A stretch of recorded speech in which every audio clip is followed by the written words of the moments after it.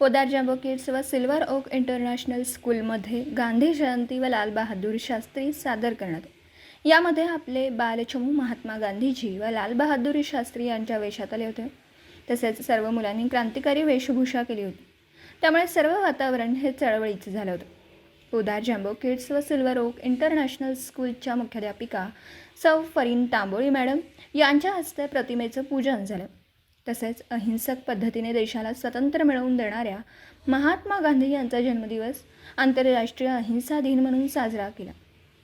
तसेच भारताचे दुसरे पंतप्रधान लाल बहादूर शास्त्री यांनी 1965 मधील भारत-पाकिस्तान युद्धादरम्यान जय जवान जय किसान याचा नारा देशातील अन्न टंचाई दरम्यान सैनिक आणि शेतकऱ्यांचे मनोबल वाढवले. अशा प्रकारे सर्व माहिती प्रिया टीचर यांनी दिली.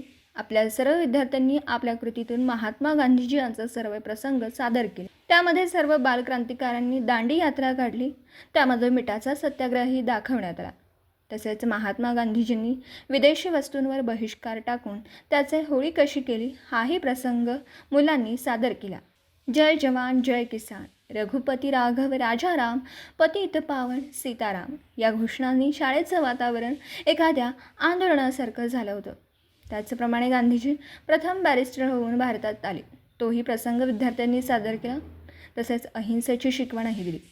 नेहमी सत्याचा मार्ग अवलंबून हे सर्व प्रसंग पोदार जम्बो किड्स व सिल्वर ओक इंटरनॅशनल स्कूलमध्ये विद्यार्थ्यांनी आपल्या कृतीतून सादर केलं.